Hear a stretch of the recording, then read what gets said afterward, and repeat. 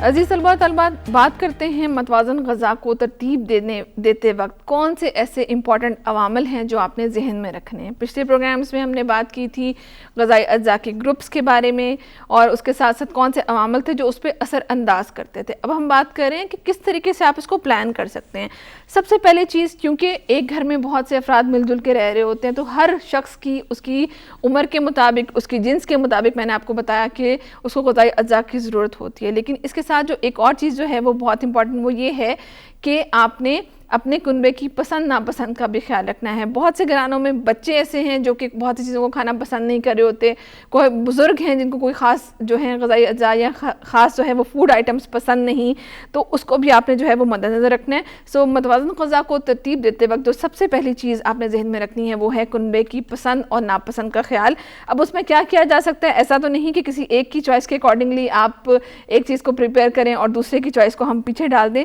उसके लिए हम ये कर सकते हैं कि हम ऐसे डिफरेंट फूड ग्रुप्स को आपस में मिला के कोई ऐसी ग़ज़ा तरतीब दें कि जो कि बच्चों और बड़ों की पसंद जो है वो दोनों उस पर मुनहसर हों। जो बच्चे गोश्त खाते हैं उनके लिए हम दाल गोश्त बना सकते हैं ताकि जिन लोगों को गोश्त पसंद नहीं वो दाल खा सकते हैं।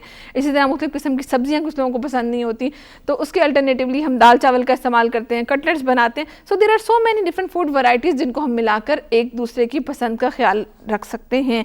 लेकिन इसमें एक ये भी बात, एक जो ट्रेंड बहुत मैं देखने को मुझे मिल रहा है वो ये है कि माएँ जो हैं स्पेशली वो बच्चों की पसंद नापसंद का ख्याल रखते हुए ये भूल जाती हैं कि बच्चों को कौन सी चीज़ उनकी उम्र के मुताबिक रिक्वायर है। बच्चे अक्सर ज़िद और चिड़चिड़े इसी वजह से भी होते हैं, मतलब हम उनकी ज़िद को मान रहे होते हैं कि उसको ये पसंद नहीं, इसलिए हम उसको दोबारा आजकल चिप्स खाने का या फ्रेंच फ्राइज़ खाने का रवाज बहुत है, घरों में बर्गर्स बनाने का और खाने का रवाज बहुत है। तो बच्चे बज़िद होते हैं रोज़ाना कि उनको यही चीज़ चाहिए और माएँ मजबूर हो जाती हैं कि उनको यही चीज़ बना कर देनी है।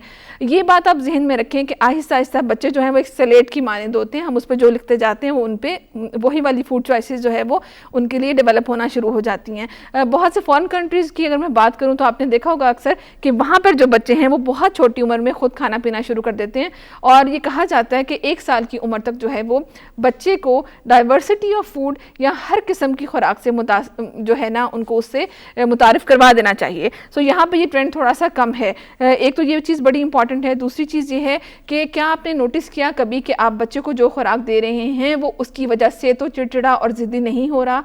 क्योंकि अगर हम प्रोसेस फूड्स की बात करते हैं तो बहुत से ऐसा मीठी चीज़ें हैं, बहुत से ऐसे फूड कलर्स हैं, बहुत से ऐसे फूड एडल्ट्रेंट्स हैं जो कि आपके बच्चे के दिमाग को हाइपर एक्टिव करते हैं, जिसकी वजह से बच्चे मज़ीद बदतमीज़ और ज़िद्दी और चिड़चिड़े हो जाते हैं। एक ये बात देखें, क्योंकि वो स्टिमुलेंट का काम कर रहे होते हैं इसलिए बच्चे ज़्यादा एक्टिव होने के साथ ये वाले काम भी कर रहे होते हैं। दूसरी जो इंपॉर्टेंट चीज़ है वो ये है कि क्या किसी ग़ज़ाई कमी की वजह से तो आपका बच्चा इस किस्म के चिड़चिड़ेपन का शिकार नहीं। आयरन डेफिशिएंसी की हम बहुत ज़्यादा बात करते हैं, सुनते हैं, देखते हैं। तो आयरन डेफिशिएंसी अनीमिया की जब हम बात करते हैं तो उसमें भी एक जो साइन और सिम्टम है वो ये है कि बच्चा ज़िद्दी और चिड़चिड़ा हो जाता है। सो आपने किसी न किसी तरीके से बच्चे को मुतारिफ़ करवाना है कि वो हर किस्म की खुराक के साथ जो है वो उसको इस्तेमाल करे। इसके अलावा अगर घर में कोई ख़वातीन जो हैं, अगर कोई प्रेगनेंट लेडी है, लैक्टेटिंग मदर है, तो उनकी ग़ज़ाई अज़ा डेफिनेटली उनकी फूड चॉइसेस या ग़ज़ाई अज़ा थोड़ी सी डिफरेंट होंगे, आप उसको मद्देनज़र रख सकते हैं।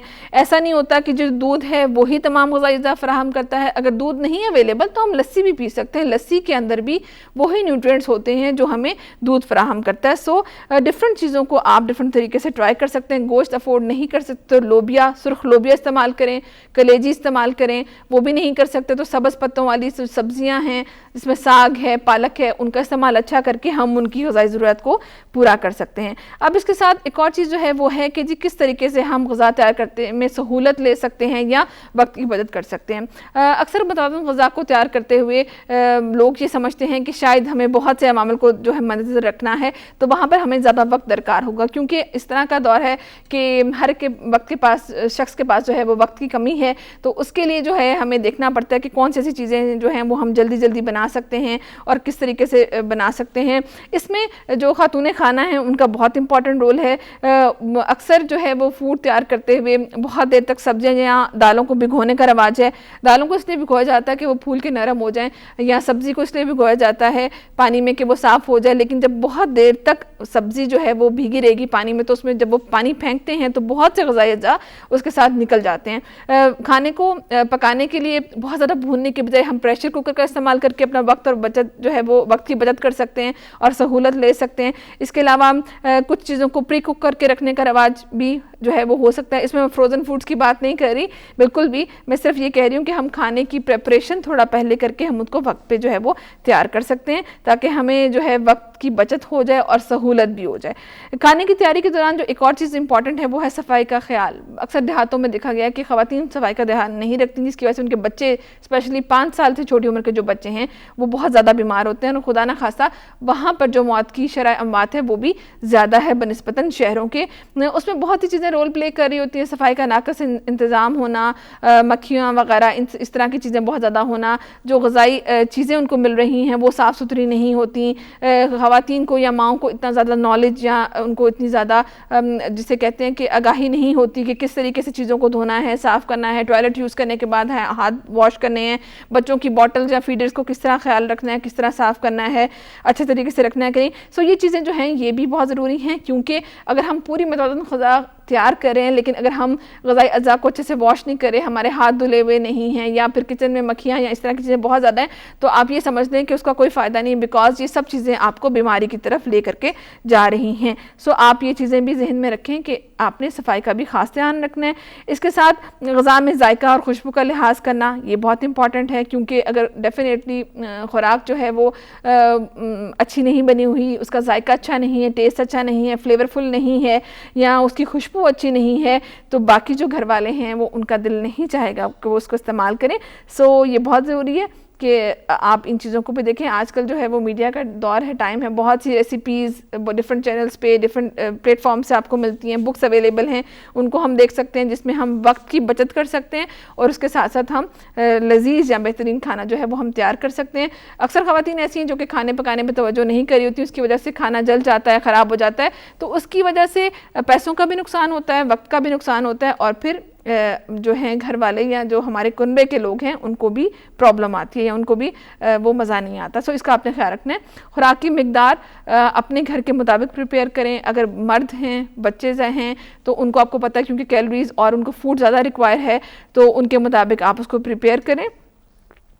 इस चीज़ का ध्यान रखें, और ताकि जो है कोई भी शख्स जो घर का है वो न्यूट्रिशनल डेफिशिएंसी का शिकार ना हो सके और उस पर बीमारी जो है वो हमला ना कर सके। जी, यहाँ पर मैं ये भी कहूँगी कि क्योंकि बजटिंग जो है वो बड़ी इंपॉर्टेंट है, मतवाज़न ग़िज़ा के लिए महदूद बजट, क्योंकि मैंने आपको शुरू में अपने पिछले प्रोग्राम्स में बताया होगा कि ग़िज़ा जो है वो बेसिक इंसान की जो 3 ज़रूरत हैं उसमें से एक ज़रूरत है।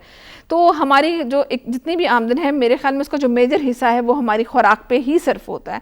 सो आपने उसकी बजटिंग बहुत अच्छे तरीके से करनी है। जो चीज़ें आपको किसी इतवार बाज़ार या किसी ऐसी जगह से, आपको किसी संडे मार्केट या सस्ते बाज़ार से आपको अच्छी मिल जाती हैं, वहाँ से परचेज़ करें। वो चीज़ें जो आउट ऑफ सीज़न आपको मिल जाती हैं और आप उसको स्टोर कर सकते हैं, उसको उस तरीके से देखें।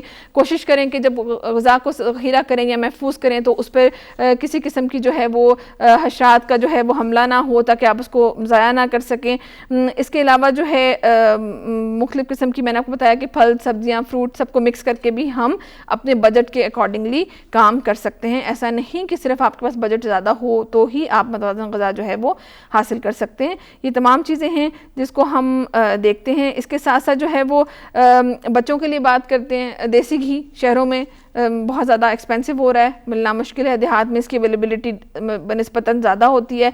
अब ये चीज़ बड़ी इंपॉर्टेंट है कि देसी घी किसके लिए ज़रूरी है, मतलब देसी घी एक ख़ास उम्र के लिए रिक्वायर्ड है। अगर मैं बच्चों की बात करूं या हम जवान लोगों की बात करें 23, 24, 25 साल की या 30 से पहले की, तो उनके लिए तो ये बेहतरीन है क्योंकि ये उनको ग़िज़ाई अज्जा अच्छे फ़राहम करेगा। लेकिन इसके बाद कि जो एज के लोग हैं जिनको ऑलरेडी बहुत सी चीज़ें का ख़तरा हो जाता है 30 साल की उम्र के बाद, हमें यहाँ पे रहते हुए स्पेशली, क्योंकि हमारा एक्सपोजर ऐसी चीज़ों से है कि हमें we are always on danger कि जी कौन सी चीज़ खाने से हमें कौन सी बीमारी लग सकती है। तो वहाँ पर अगर आपकी फ़िज़िकल एक्टिविटी नहीं है, आपको दूसरे हेल्थ हैज़र्ड्स हैं या आपको दूसरी बीमारियाँ हैं, तो आप देसी घी को अवॉइड करेंगे। देसी घी जो है वो बहुत अच्छा है, लेकिन ये सबके लिए नहीं है। हर चीज़ अल्लाह ताला ने अच्छी ही बनाई है, लेकिन ये ध्यान रखें मुतवाज़न ग़िज़ा को तैयार करते हुए कि हर चीज़ हर एक के लिए नहीं है। इसमें आपने उम्र, बॉडी की स्टेट और अपने बजट और सेहत और जिन्स सब चीज़ों का ख्याल रखना है।